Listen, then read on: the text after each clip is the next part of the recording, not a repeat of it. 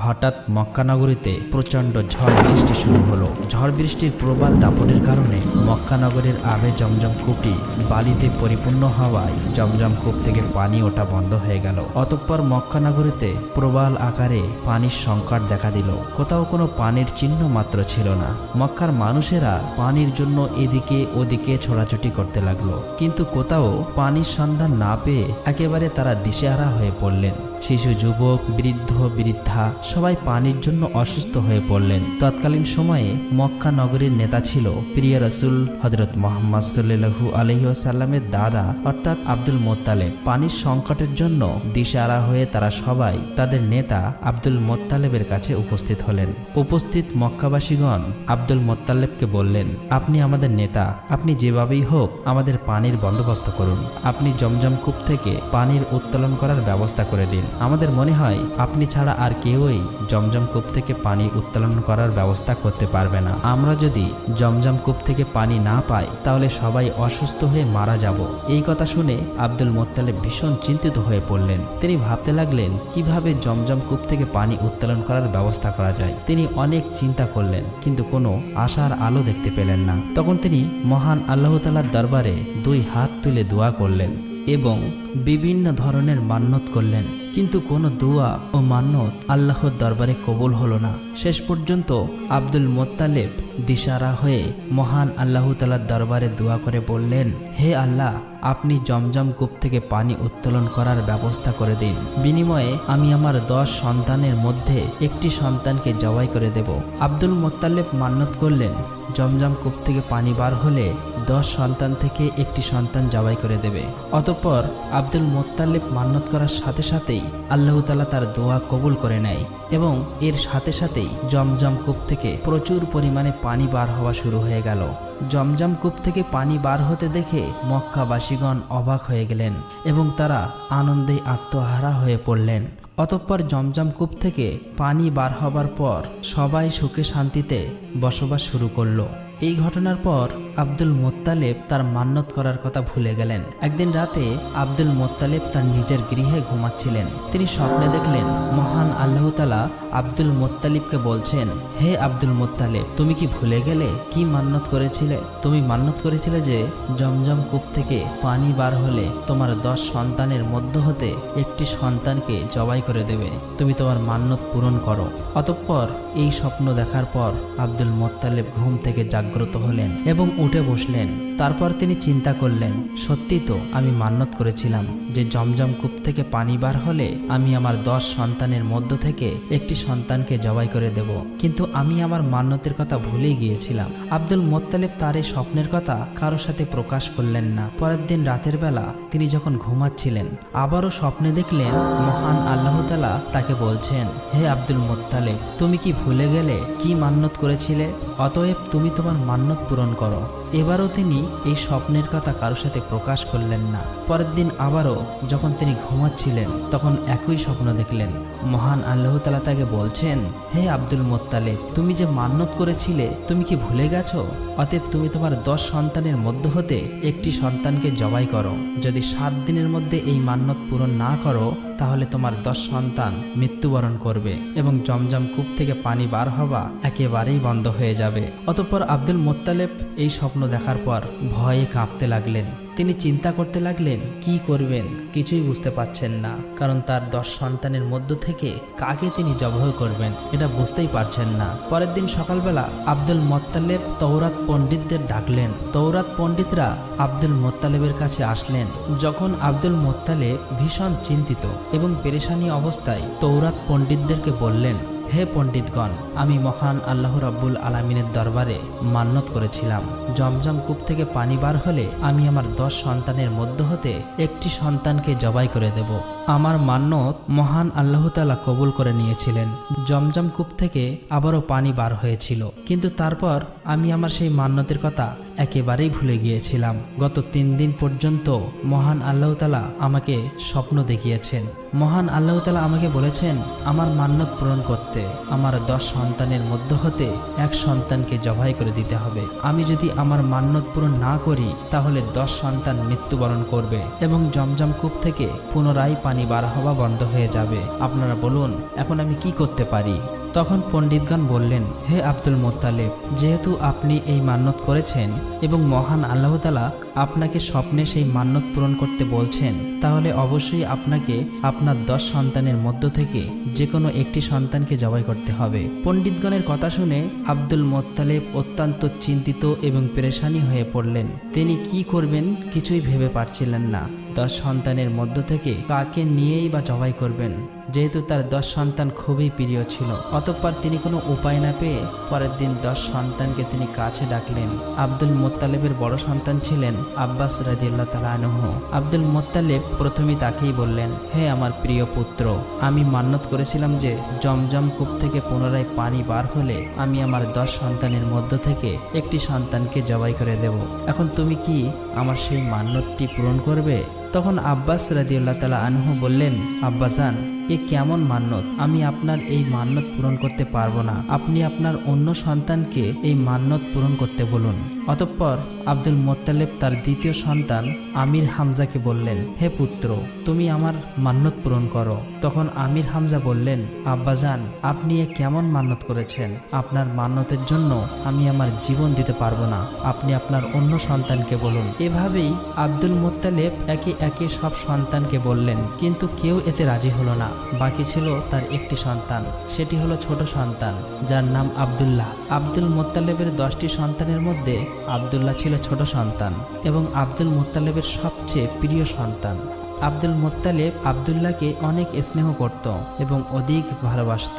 যখন আব্দুল মোত্তালেবের কথায় তার 9 জন ছেলে রাজি হলো না, তখন আব্দুল মোত্তালেব অত্যন্ত চিন্তিত হয়ে পড়লেন। অতঃপর আব্দুল্লাহ তার পিতার চিন্তিত মুখমণ্ডল দেখে বললেন, আব্বাজান, কি হয়েছে?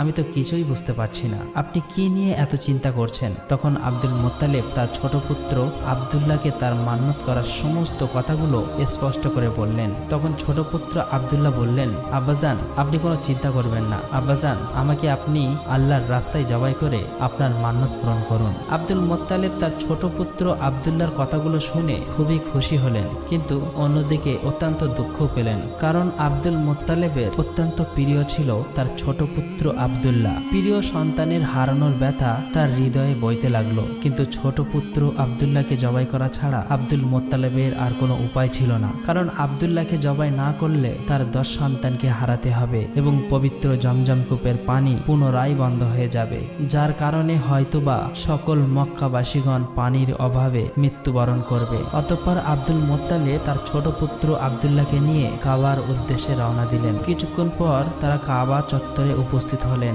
সেখানে সকল মক্কাবাসীগণ উপস্থিত হলেন। এদিকে আব্দুল্লাহকে জবাই করার খবর পেয়ে মক্কার অন্যান্য নারী পুরুষ সবাই সেখানে উপস্থিত হলেন। সেখানে যে সকল নারীরা উপস্থিত ছিল তার মধ্যে একজন ছিলেন ওয়ারাকা বিন নফলের কন্যা মরিয়ম। ওয়ারাকা বিন নফল ছিলেন তৎকালীন তৌরাত পণ্ডিত। তার কন্যা মরিয়মও তৌরাতের খুবই পারদর্শী ছিলেন। তিনি জানতেন তৌরাত গ্রন্থে লেখা ছিল, এই আব্দুল্লাহর ঔরাসে জন্ম নেবে আখেরি নবী মেহবুবে আলম, আল্লাহর প্রিয় হাবিব হযরত মুহাম্মদ সাল্লাল্লাহু আলাইহি ওয়াসাল্লাম। তাই তিনি আব্দুল্লাহকে জবাই করতে মানা করলেন। কোনো মতেই আব্দুল্লাহকে জবাই করতে দিতে চাইলেন না। তিনি আব্দুল মোত্তালিবকে বললেন, আব্দুল্লাহকে কোনো মতেই জবাই করা যাবে না, কারণ তৌরাত গ্রন্থে নির্দেশ দিয়েছেন আব্দুল্লাহর ঔরসেই আখেরে নবী হযরত মুহাম্মদ সাল্লাল্লাহু আলাইহি ওয়াসাল্লাম এই পৃথিবীতে আগমন করবেন। অতঃপর আব্দুল মোত্তালিব মরিয়মকে বললেন, আমি মান্যত করেছিলাম যে জমজম কূপ থেকে পানি পুনরায় উত্তোলন হলে আমার 10 সন্তানের মধ্যে থেকে একটি সন্তানকে জবাই করব। সেই মান্যত অনুযায়ী এখন যদি 10 সন্তানের মধ্য থেকে একটি সন্তানকে জবাই না করি, তাহলে আমার 10 সন্তানকে মৃত্যুবরণ করতে হবে এবং জমজম কূপ থেকে আবারও পানিয়াটা বন্ধ হয়ে যাবে। তখন মরিয়াম বললেন, যাই হোক না কেন আব্দুল্লাহকে কোনো মতেই জবাই করা যাবে না, বিনিময়ে এই মক্কা নগরীতে রক্তের বন্যা বয়ে যাবে, তবুও আমরা আব্দুল্লাহকে জবাই করতে দেব না। প্রয়োজনে আপনি আপনার অন্য সন্তানের মধ্য থেকে যে কোনো একটি সন্তানকে জবাই করেন। মরিয়ামের সঙ্গে সঙ্গে সকল মক্কাবাসীগণ বলে উঠল, আমরা কোনো মতেই আব্দুল্লাহকে জবাই করতে দেব না। অপরদিকে অন্যান্য মক্কাবাসীগণ বলল, আমরা যদি আব্দুল্লাহ চেহারা দেখে ব্যবসায় সফর করি তাহলে আমাদের ব্যবসা সফল হয়। হে আব্দুল মোত্তালিব, আপনার ছোট পুত্র আব্দুল্লাহকে আমরা কোনো মতেই জবাই করতে দেব না। অতঃপর আব্দুল মোত্তালিব কোনো উপায় দেখতে না পেয়ে শেষ পর্যন্ত তৌরাত পণ্ডিতের কাছে গেলেন এবং সমস্ত ঘটনাগুলো আবারও খুলে বললেন। তখন তৌরাত পণ্ডিত তার প্রশ্ন শুনে বললেন, আপনি এখন গিয়ে লটারির ব্যবস্থা করুন। এই লটারিতে উটের নাম লিখুন এবং আপনার ছোট পুত্র আব্দুল্লাহর নাম লিখুন। এই লটারিতে যার নাম উঠবে তাকে আপনি আল্লাহর রাস্তায় জবাই করে দিবেন। অতঃপর সকল মক্কাবাসীর সামনে আব্দুল মোত্তালিব লটারির ব্যবস্থা করলেন। সেখানে উটের নাম লেখা হলো এবং আব্দুল্লাহর নাম লেখা হলো এবং এই দুটি কাগজ তারা একটি পাত্রের ভিতর দিয়ে দিল। যখন পাত্রের ভিতর থেকে কাগজটি তুলল তখন দেখা গেল আব্দুল্লাহর নাম উঠল। এদিকে মক্কাবাসী কোনো মতেই আব্দুল্লাহকে জবাই করতে দেবে না। আবারও লটারি করা হলো এবং কাগজ তুলে দেখলো এবারও আব্দুল্লাহর নাম উঠল। এভাবেই লটারি করতে করতে 99 বার ওই পাত্র থেকে লটারির মাধ্যমে কাগজটি তোলা হলো, কিন্তু প্রতিবারই আব্দুল্লাহর নাম উঠল। অতঃপর আব্দুল মোত্তালিব বললেন, আর কোনো উপায় নেই, এবার আমার প্রিয় আব্দুল্লাহকে জবাই করতে হবে। যেহেতু আমি মান্নত করেছিলাম তাই মান্নত পূরণ করার জন্য আমাকে শেষ পর্যন্ত আমার পুত্র আব্দুল্লাহকে জবাই করতে হবে। অতঃপর তৌরাত পণ্ডিতের কন্যা মরিয়াম বললেন, না, আব্দুল্লাহকে জবাই করা যাবে না। আপনি আবারও নতুন করে লটারির ব্যবস্থা করুন। যতক্ষণ পর্যন্ত উটের নাম না ওঠে ততক্ষণ পর্যন্ত আপনি লটারি চালিয়ে যাবেন। আবার লটারির ব্যবস্থা করা হলো। একদম শেষ পর্যায়ে অর্থাৎ 100 বারের পর ওই লটারিতে উটের নাম উঠল। এবার সকল মক্কাবাসীগণ আনন্দে আত্মহারা হয়ে উঠল। অন্যান্য সকলেই খুশি হলো, কারণ তাদের প্রিয় আব্দুল্লাহকে আর জবাই করতে হবে না। অতঃপর আব্দুল মোত্তালিব অত্যন্ত খুশি হয়ে 100 উট আল্লাহর রাস্তায় জবাই করে দিলেন। এদিকে আব্দুল্লাহ ধীরে ধীরে বড় হতে লাগলো। যখন তিনি বিয়ের উপযুক্ত হলেন তখন বহু জায়গা থেকে আব্দুল্লাহর জন্য বিবাহের সম্বন্ধ আসতে লাগলো, কারণ তৎকালীন সময়ের আব্দুল্লাহ ছিলেন সবচেয়ে সুন্দর সুপুরুষ। আব্দুল্লাহকে দেখে যে কাউকে ভালো লেগে যেত। আব্দুল্লাহকে পাওয়ার জন্য মক্কার রমণীরা অধীর হয়ে থাকত। মক্কার রমণীরা মান্যত করত আব্দুল্লাহকে স্বামী হিসেবে পাওয়ার জন্য, কারণ আব্দুল্লাহ ছিলেন অত্যন্ত সুন্দর, ভদ্র, সৎ, চরিত্রবান, সুপুরুষ। প্রতিদিন আব্দুল্লাহর জন্য অনেক বিবাহের প্রস্তাব আসত, কিন্তু কোনোটাতেই রাজি হতো না, কারণ আব্দুল মোত্তালিব তার বন্ধু ওয়াব ইবনে আব্দুল মান্নায়ের কাছে ওয়াদা করেছিলেন তার কন্যার সাথে আব্দুল্লাহর বিবাহ দেবেন। ওয়াবের কন্যার নাম ছিল আমিনা। তারা মদিনায় বসবাস করতেন। অতঃপর কিছুদিন পর আব্দুল মোত্তালিব তার ছোট পুত্র আব্দুল্লাহকে নিয়ে মদিনার উদ্দেশ্যে রওনা দিলেন। উদ্দেশ্য ছিল আব্দুল্লাহর সঙ্গে আমিনার বিবাহ দেওয়া। তারা দেখল পথের ধারে দাঁড়িয়ে আছে তৌরাত পণ্ডিত ওয়ারাকা বিন নফলের কন্যা মরিয়াম। তিনি আব্দুল্লাহকে দেখে তার কাছে আসলেন এবং মরিয়াম বললেন, ওহে আব্দুল্লাহ, কিছু বছর পূর্বে তোমার পিতা মান্যত পূরণ করার জন্য তোমার প্রাণের পরিবর্তে যে 100 উট কুরবানি দিয়েছিলেন, আজ আমি শপথ করে বলছি সেই 100 উট তোমার পক্ষ থেকে আমি তোমার পিতাকে এই প্রদান করব। বিনিময়ে আমার একটি অনুরোধ রয়েছে, তার বিনিময়ে তুমি আমাকে বিবাহ করো। কিন্তু আব্দুল্লাহ সৎ, চরিত্রবান, ভদ্র এবং লাজুক হওয়ায় মরিয়ামের এই প্রস্তাবের কোনো উত্তর দিল না। আব্দুল্লাহ শুধু বললেন, আমি আমার পিতার সঙ্গে আছি। পিতাকে ছেড়ে অন্যত্রে যাওয়া কিংবা পিতার কথার অবদ্ধ হওয়া আমার পক্ষে কোনোভাবেই সম্ভব নয়। এই কথা বলে আব্দুল্লাহ তার পিতার সঙ্গে মদিনার উদ্দেশ্যে রওনা হলেন। দীর্ঘ পথ অতিক্রম করার পর মদিনায় ওয়াব বিন আব্দুল মান্নাদের বাড়িতে পৌঁছে গেল। তৎকালীন সময়ে ওয়াব বিন আব্দুল মান্না মদিনার সম্মানীয় বংশে ছিলেন এবং তার মর্যাদা ছিল ভালো। তিনি তার গোত্রের সর্দার ছিলেন। অতঃপর আলাপ আলোচনার মধ্য দিয়ে তার কন্যা আমিনার সঙ্গে আব্দুল মোত্তালেবের পুত্র আব্দুল্লাহর বিবাহ হয়ে যায়। এদিকে আমিনা ছিল তার সম্প্রদায়ের মহিলাদের নেত্রী। অনেক ঐতিহাসিক লিখেছেন যে আব্দুল্লাহ বিবাহের পর তার শ্বশুর বাড়িতে 3 দিন ছিলেন। তারপর আব্দুল্লাহ আমিনাকে বিবাহ করে নিজ গৃহে নিয়ে আসেন। অতঃপর আখেরি নবী হযরত মুহাম্মদ সাল্লাল্লাহু আলাইহি ওয়াসাল্লাম মা আমিনার গর্ভে আসেন। আবদুল্লাহর বিবাহের অনেক দিন পর তিনি কোথাও যাচ্ছিলেন। তখন দেখলেন তৌরাত পণ্ডিত ওয়ারাকা বিন নফলের কন্যা মরিয়াম সেখানে দাঁড়িয়েছিলেন। মরিয়াম জানত না ইতিমধ্যেই আবদুল্লাহর বিবাহ হয়ে গেছে। আবদুল্লাহকে দেখে মরিয়াম তার কাছে আসলেন এবং আবদুল্লাহর চেহারার দিকে তাকিয়ে তিনি আর কিছু না বলে মরিয়াম আবারও তার গৃহের দিকে ফিরে গেলেন। এই ঘটনা দেখে আবদুল্লাহ কিছুটা অবাক হয়ে মরিয়ামকে জিজ্ঞেস করলেন, হে মরিয়াম, সেদিন তুমি আমাকে বিয়ের জন্য প্রস্তাব দিয়েছিলে, কিন্তু আমাকে দেখে আজ কিছু না বলে কেন চলে যাচ্ছ? এর কারণ কি? তখন মরিয়াম বললেন, তুমি বিয়ে করেছ, ইতিমধ্যেই তুমি অন্য এক নারীর স্বামী। তোমার চেহারার পরিবর্তন ঘটেছে, এটা আমি স্পষ্ট দেখতে পেয়েছি। আমি সেদিন তোমাকে বিয়ের প্রস্তাব দিয়েছিলাম কারণ তোমার ললাটে এক উজ্জ্বল নূর ছিল। সেই নূরের জ্যোতি যেমন তেমন ছিল না। এর আগে কখনোই কোনো পুরুষের ললাটে এমন দেখিনি, কিন্তু আজ তোমার ললাটে সেই নূর দেখতে পাচ্ছি না। এর কারণ হচ্ছে এখন এটার অধিকারিণী হলো তোমার সৌভাগ্যবতী স্ত্রী। সুতরাং এখন আমার আর কাছে তোমার কোনো গুরুত্বই নেই। তাই এভাবেই কোনো কথা না বলেই আমি চলে যাচ্ছিলাম। এ কথা বলা শেষ হলে মরিয়াম সেখান থেকে চলে গেল। অতঃপর আবদুল্লাহ বাড়ি ফিরল। তারপর থেকে আবদুল্লাহ ও আমিনা সুখে শান্তিতে সংসার করতে লাগলো। কিছুদিন পর আব্দুল মোত্তালেব আবদুল্লাহকে খেজুর আনার জন্য সুদূর মদিনায় পাঠায়। খেজুর নিয়ে আসার সময় আবদুল্লাহ কুরাইশদের একটি বাণিজ্য কাফেলার সঙ্গে সফর করেছিলেন। পথেই হঠাৎ অসুস্থ হয়ে পড়েন, যার ফলে আবদুল্লাহ মদিনায় অবতরণ করেন এবং সেখানেই তিনি ইন্তেকাল করেন। আবদুল্লাহ যখন ইন্তেকাল হয়েছিল, প্রিয় নবী হজরত মুহাম্মদ সাল্লাল্লাহু আলাইহি সাল্লাম আমিনার গর্ভে ছিলেন। বিশ্বজাহানের সর্দার, সর্বশেষ ও সর্বশ্রেষ্ঠ নবী হজরত মোহাম্মদ মুস্তাফা সাল্লাল্লাহু আলাইহি ওয়াসাল্লাম 570 খ্রিস্টাব্দে রবিউল আওয়াল মাসে জন্মগ্রহণ করেন। তার জন্মের সময় পৃথিবীতে এমন কিছু অলৌকিক ঘটনা ঘটেছিল যা সবাইকে অবাক করে শ্রেষ্ঠ নবীর আগমনকে মানুষের সামনে স্পষ্ট করে। বিশ্বনবী সাল্লাল্লাহু আলাইহি ওয়াসাল্লাম জন্মের কিছুদিন আগে আব্রাহার হস্তি বাহিনীর বিনাশ ঘটে। আসহাবে ফিল অর্থাৎ আব্রাহার হস্তি বাহিনী খানায়ে কাবার উপর আক্রমণ করেছিল এবং আল্লাহ তাআলা তাদেরকে আবাবিল নামক কিছু ক্ষুদ্র পাখি দ্বারা ধ্বংস করেছিল। এই ঘটনাটি বিশ্বনবীর জন্মের বরকতের পটভূমি ছিল বলে সিরাতের কিতাবগুলোতে উল্লেখ রয়েছে। হজরত উসমান ইবনে আব্দুল আস রাদিয়াল্লাহু তাআলা আনহুর মা হজরত ফাতেমা বিনতে আবদুল্লাহ রাদিয়াল্লাহু তাআলা আনহু বলেন, রাসূল সাল্লাল্লাহু আলাইহি ওয়াসাল্লামের জন্মের মুহূর্তে আমি মা আমিনার কাছে ছিলাম। আমি দেখলাম বিবি আমিনার ঘরটি আলোয় আলোকিত হয়ে গেল এবং আকাশের সব তারকা নিচের দিকে ঝুঁকে পড়ল।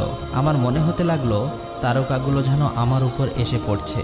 ফাতহুল বারি 6:726। বিশ্বনবীর জন্মক্ষণে একদিকে পৃথিবীর মূর্তিশালায় নবুয়াতের সূর্যোদয়, অপরদিকে পারস্য সম্রাট কিসরার রাজপ্রাসাদে ভূমিকম্পের সৃষ্টি হয়। এই ভূমিকম্পের দরুন রাজপ্রাসাদের 14টি গম্বুজ ভেঙে গুড়িয়ে যায়। পারস্যের এক অগ্নিকুণ্ড যা 1000 বছর ব্যাপী বিরতিহীনভাবে জ্বলছিল তা সেই শুভ মুহূর্তে হঠাৎ নিভে যায়। সাওয়া নামক এক নদীতে যথারীতি পানি প্রবাহিত হচ্ছিল। বিশ্বনবীর আগমন মুহূর্তে হঠাৎ তার অহৃদে জলরাশি শুকিয়ে যায়। সিরাতে মোস্তফা 1:69।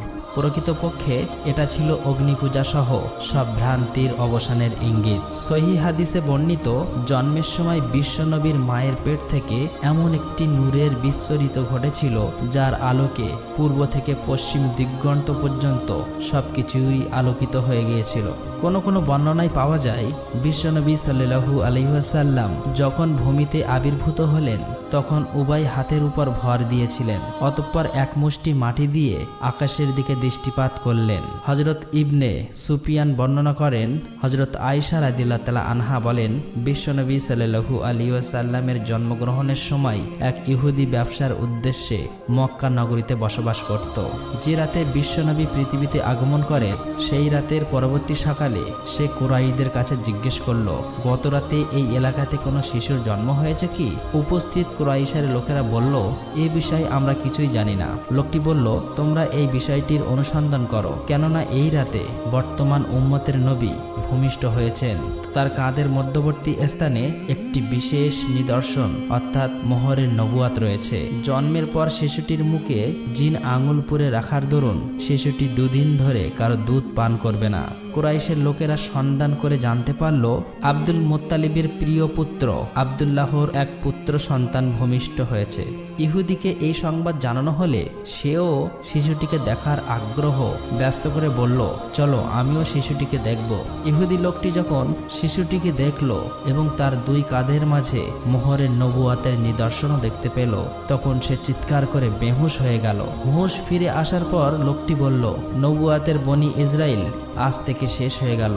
হে কুরাইশ সম্প্রদায়, ভবিষ্যতে এই শিশু তোমাদের প্রতি এমন এক আক্রমণ পরিচালনা করবে যার সংবাদ পূর্ব থেকে পশ্চিম পর্যন্ত ছড়িয়ে পড়বে। কাতহুল বাড়ি 6:425। এছাড়া আরও অনেক আশ্চর্যজনক ঘটনা সিরাতের পাতায় পাতায় স্বর্ণ অক্ষরে লেখা রয়েছে। আসুন আমরা বিশ্বনবীর চরিত্র লক্ষ্য করে আমাদের জীবন গড়ি, তাহলে এই পৃথিবী থেকে সমস্ত অন্ধকার দূরীভূত হয়ে আসবে আশার আলো। আল্লাহ তাআলা যেন আমাদের সকলকেই প্রিয়